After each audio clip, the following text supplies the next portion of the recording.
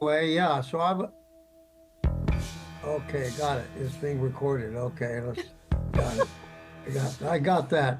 Mm, But anyway, yeah, so I was sort of okay. very fortunate to be in the right place at the right time and be in on the beginnings of Up With People as it developed through the years. So, and then great, uh, a lot of fun and uh, to be able to work with Michael and Eric and a lot of other writers professionally. So yeah, Okay, and good. good to see everybody this morning. I don't know, I don't see everybody yet, but those in Europe, my goodness. And I was up early this morning, by the way, at 6:30 on a Zoom call from India. So I've people from all over the world, but great to see you all. Okay, go ahead, Michael. You Hi, got it. everyone. Michael Bowerman, originally a cast member in Cast C 1981, and traveled throughout the 80s on staff and then in the early 90s started working in the office um, under Bill Welsh as assistant music director. And then I had the opportunity after Up With People closed and reopened in 2004, along with Eric, to help put the Up With People program back up on its feet, and did that from 2004 until 2019, till COVID decimated my job. So Oh, it's a man. pleasure to be here. Eric. Yeah, got it. Thanks, Michael and Paul. Hi, everyone. Eric Lentz, sometimes called Lenny because I traveled with too many Erics. I traveled originally in 1986 and then came back on staff in 1991 and was involved on the road and in the office at various levels up until, like Michael said, the great COVID interruption of 2020. Michael and I were actually adopted into the Colwell family sometime in the 1990s, I believe, Paul, if that's Absolutely. correct. Oh, yeah, that's right. Well, And yeah, currently I'm staying with the music, the power of music. I am the executive director of the Denver Children's Choir and loving it and absolutely thrilled to be able to bring the power of music into the next generation of young, impressionable minds and voices. So, first of all, we wanted to say how honored we are, even when we just got the call to be part of this connectors meeting. So, thank you to everyone engaged and involved with that. Thank you also to all of you for just keeping the Up With People spirit alive, whether it's with the current program or as members of the association. We actually had a chance to read through all of the questions that you submitted for this, and there were a few questions about the current and future of the Up With People music and show and program. And though we've all three of us have been involved and engaged with that at different levels, we thought it'd be better to have another call with the folks who are actually more engaged with what's happening now sometime in the future. So we're not going to dive into those questions just because we're not the experts on it. So instead, we're going to focus on some of your questions about the Up With People music catalog that we were all part of and the writing process, which can be frustrating and fascinating at times, and how much we love it and sometimes hate it. So I'm going to start by asking the first question to my esteemed mentor and surrogate father, Mr. Paul Colwell. So let's start with you. What's your favorite Up With People song that you've ever written, Paul? well, let's, I don't know if I have a favorite. I don't know if any of mine are the favorite. I, more of my favorites are what other people have written. Yeah. However, maybe the most important song, and one of the most, but if not the most, is a song that was in the festival show 1995. Um, it was a song called "Last Embrace." I don't know. Some of you who were from earlier years may not have heard that. Marisa, I think Marisa Connor certainly knows that one. Yeah. But it's about a young couple in Sarajevo who were engaged to be married. The woman was was Muslim, and the boy was a Serbian Christian, and Sarajevo at that time was an island of tolerance and peace, and they had just had the Olympics, Winter Olympics, and this couple found themselves in the siege back in 1994. But there was a story about this in the newspaper, which I read and was very impressed with, and it touched me very deeply. And because they tried to escape from Sarajevo, they didn't make it. They were shot, and I think the boy went over, and they were in a last embrace, which is the name of the song. And but later I got more details on the story, but I thought a very important story in terms of young people and how they see the world, and these sectarian divisions and the conflicts in the world, and their hopes for the young people's hopes and aspirations for a better world than what we have now. Anyway, if you have the chance, you can I think they can find that song, right, Eric? Yes, sir. And Michael, on, is it Spotify or? All of them. All of them, okay, Last Yeah. Embrace. But that, to me, was maybe one of the most important songs in terms of the message that it conveyed. Awesome. Yeah. Michael, same question, Michael. Yeah. Same question, Michael. Well, for a song that I didn't write, I have to say the most influential song for me was, it's a bit of an oddball choice, but I saw the show when I was young, and to this day I can still remember the words, and I really don't know how I remember the words to a song I saw for 3 minutes back in like 1972. But The Farmhouse, for some reason, just I heard that song and it stuck with me. And Paul, I'm assuming you had a huge part of that. So that song stuck with me to this day. I still can sing the chorus. For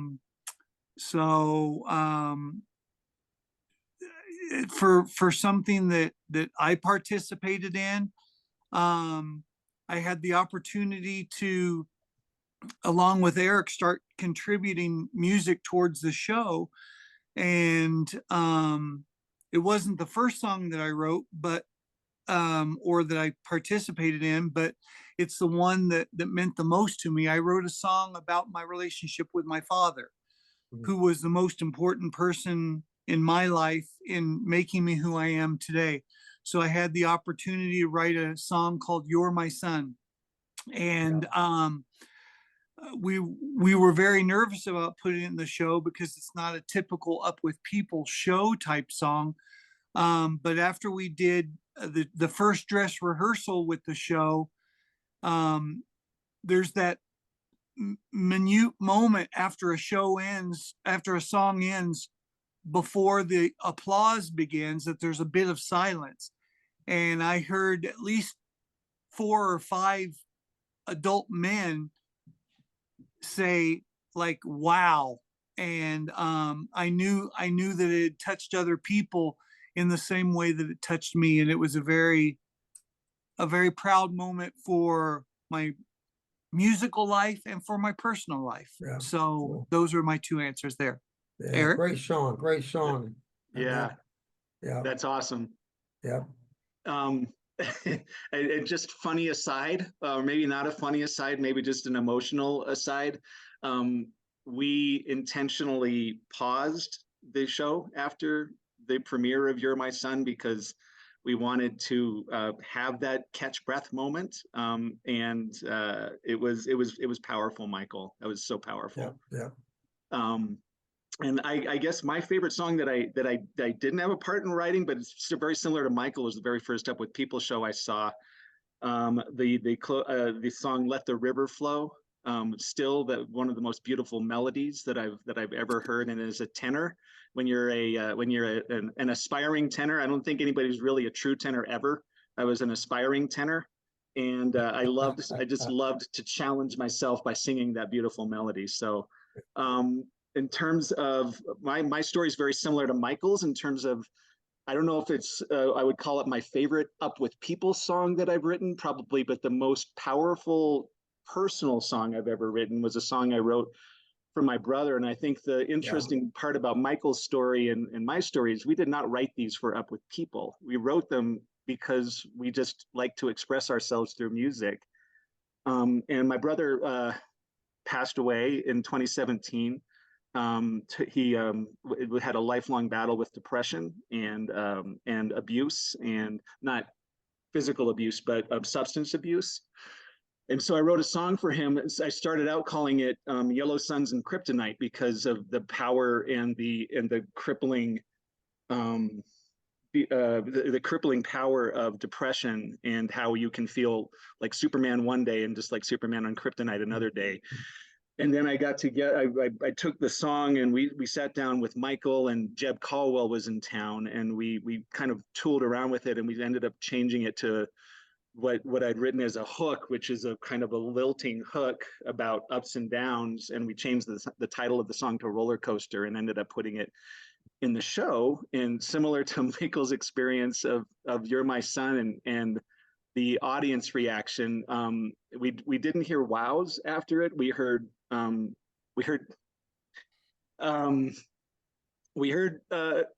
people crying, and it was another instance where we had to actually convince not just ourselves but other people that it was right to put a song like this in the show because of how it could impact people and get people thinking.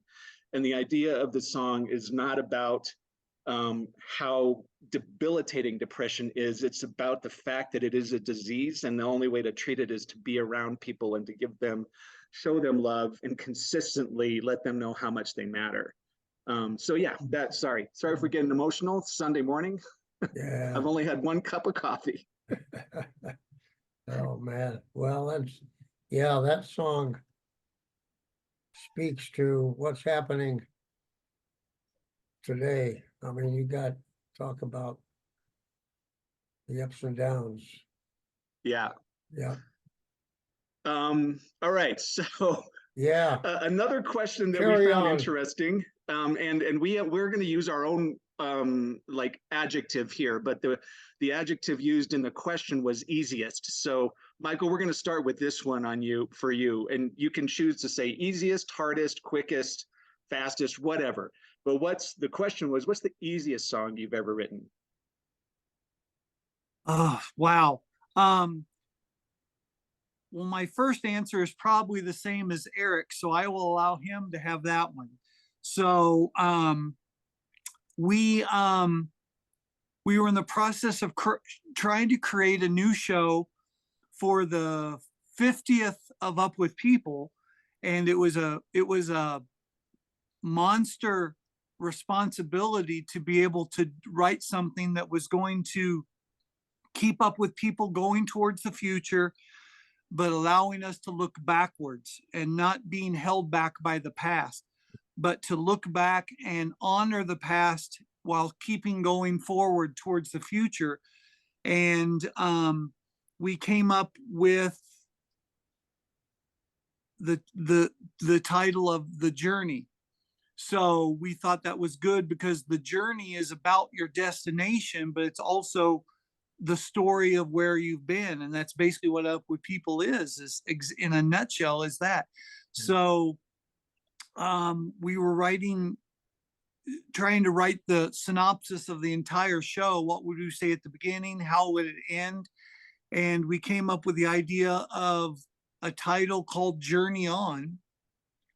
And I had a piano thing that I always noodle with when I warm up, and it ended up being the main hook of the song. So every time I hear that song, I feel like I'm warming up to play the piano.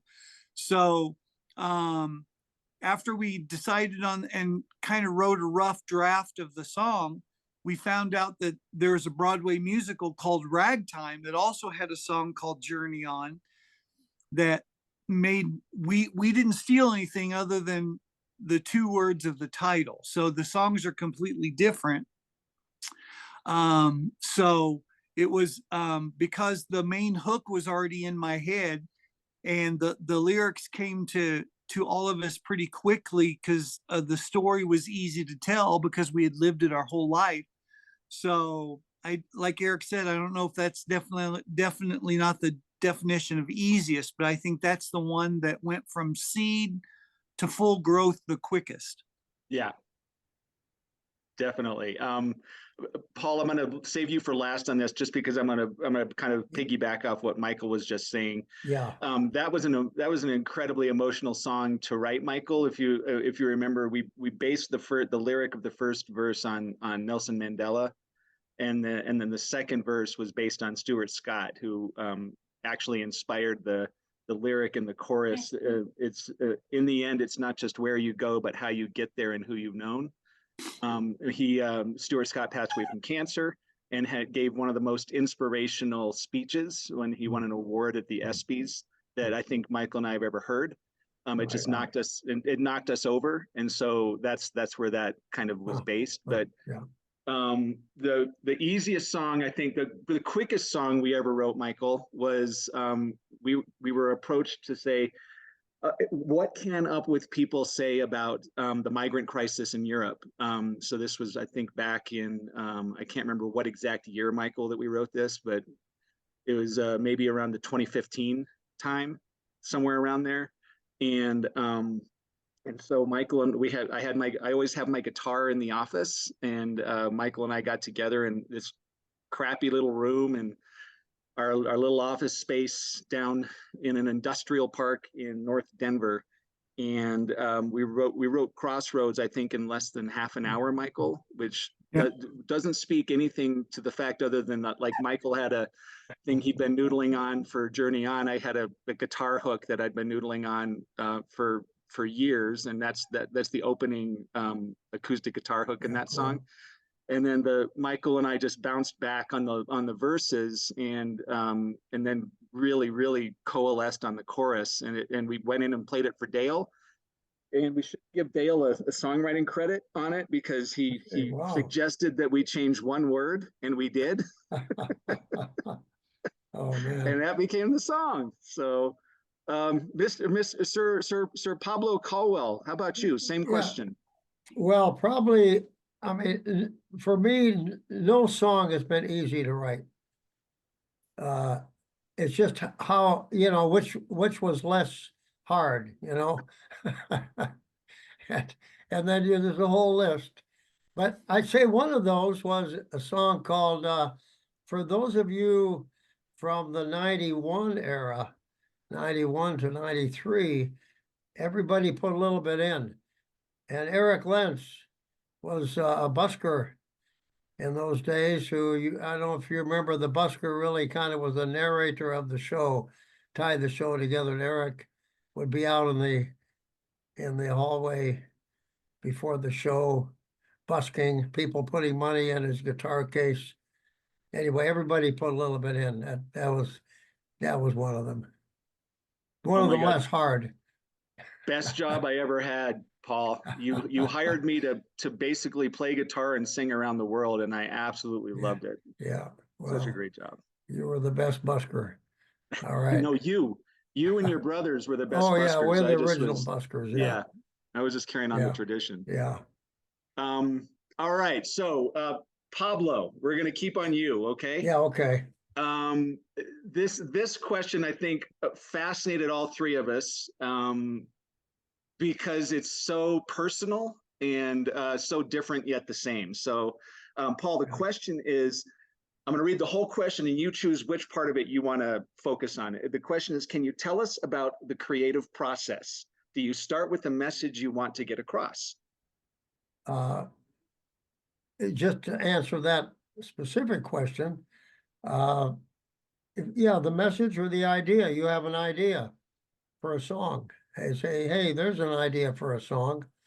And that can come from conversation. It could come from reading the news. You don't read the news. Well, you do read the news. It comes from, brainstorming, can come from just any source. It's just an idea for a song.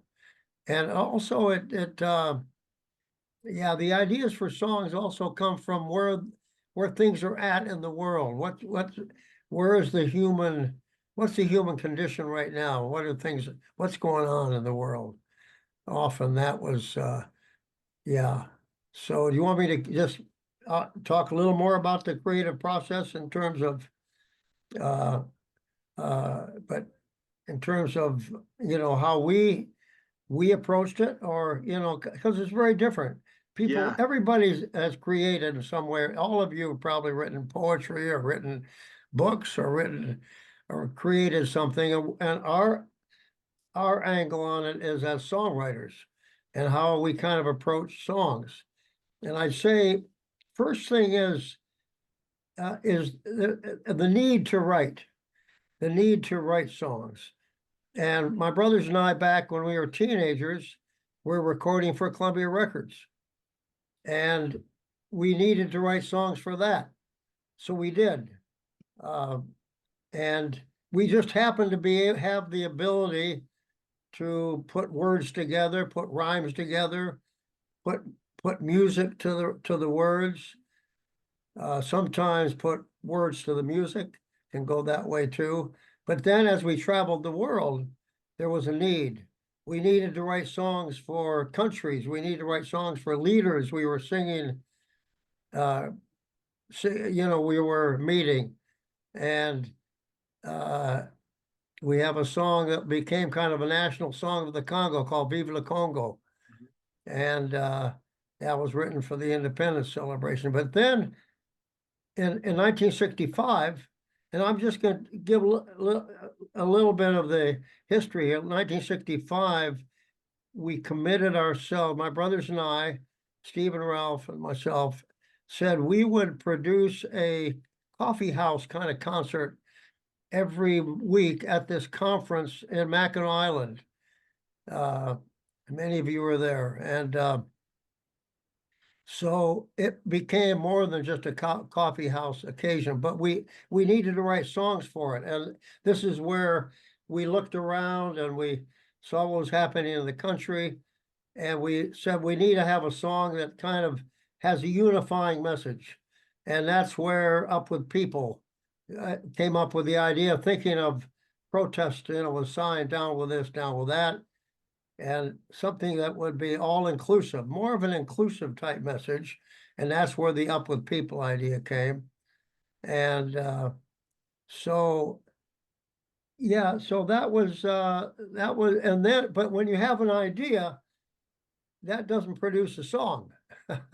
You have to then dig in to the idea and isolate yourself and kind of get out your steno. I have these steno pads that I write. And you write down a couple of lines, and then you write and pages and pages of stuff, which you never use. But within those pages, there's, okay, a couple lines. Okay, this will work. So it has to do with also emotionally digging into the idea.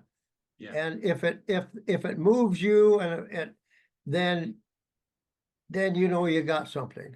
If you say, hey, that's a good line. But it takes a lot of deep searching and digging into the idea. So that's I think that's in a nutshell kind of how, and then of course, as people went on and all of you over various years, the need was to write a show. So we had to get together with all our collaborating writers and say, okay, what should the show be about? And then what songs would deliver a message or just be good entertainment? I mean, a lot of times we wrote songs just because you got to have a balance of humor and pathos, and so anyway. I would I would, Michael, I'm gonna kind of bump in here with probably what you're wanting to add as well. And Pablo, Yeah. first of all, before I do that, you've inspired me. I know you read voraciously, and I'll have you know you'll be so proud that I'm the only person on my street who still gets the paper, the actual physical The paper. physical paper, yeah. So you've inspired me in that way, but also another member of the pantheon of Up With People writers who might even be on the call started something called Chat with Pat back in the day, where another source Yeah. for creation Right, right. was asking the current touring cast members. Pat Murphy. Yeah, Yep. Murph did that, and so Yep. Michael and I continued that tradition, and we didn't call it Chat with Michael and Lenny. We called it Chat with Pat. We would go Yep. out anytime we'd go out to the cast. We'd have our version of a steno pad, which for Michael usually was electronic, and for me was a tiny little moleskin book that I would write ideas down in. Yeah, right. And that became critical. I mean, honestly, that led to the fact that we put a song about depression in the show. It led to the fact we put a song about proudly loving a man proudly loving another man in the show, a brilliant song that Michael wrote called Really Me. Another risk for the program, but a great success for the cast. It's what they wanted to say. Right. And so, yeah, that all adds to it. I'd like to give this to Michael, and then Christina, you let me know. I know we're kind of over our allotted time, so I'll let Michael answer this, and then Christina, why don't you pop in and let us know what's happening, okay? Okay, thank you. The only thing I can add in addition to what Paul said was it's very easy to come up with a topic. It's easy to sit in a chair and say, we should write a song about children. Yeah. But the hard part is I always think of it like 360 degrees. So how do you approach that? Do you write it from the Right. child's point of view, from a parent's point of view, from another child's point of view? So it's the direction you attack the topic, which was the hard part. It's easy coming up with the topic. That's right. So how did you approach it? You've got 360 degrees that you can attack it from. Some can be successful in a stroke and emotion, and some would just be a bunch of facts strung together. So I think that was always the interesting thing for me is, okay, that's great. We're going to write a song about this topic, but how do we approach it? And also the challenging part is who is this for? Is this for our general audience? Is this for the students? Yep. For students or for young people between the ages of 18 and 25? Is it for grandmas? Is it for host families? So you always had to apply that to, because you could write the world's greatest song, but if it doesn't apply to the audience you're singing to, it's kind of pointless.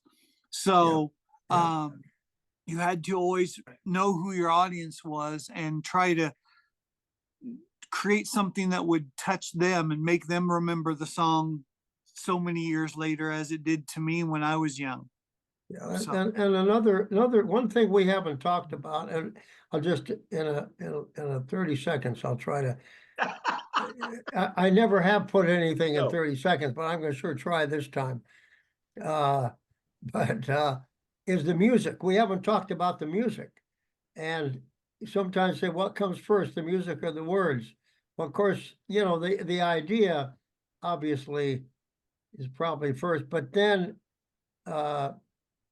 you say what style do you want this song? What sort of is the style of song you want? Is it gonna be rock? Is it gonna be a ballad? Is it gonna be rap? So you're choosing kind of the feel and the rhythm of a song. So you kind of work the idea of the music into it as you go. But sometimes, like Let the River Flow, Herbie wrote that music. And then we had to write the words to the music. So it can go both ways. Just wanted to mention music because that's a big part of it. Thank you, Paul. Yeah. Christina, why don't you jump in? Thank you. I hate to jump in. I would like to listen more. So, but we have the other updates also. But for those who have questions or would love to hear more or chat with them, we have at 7 p.m. We will have at the end of this meeting a breakout room with the 3 songwriters. So that's a good thing.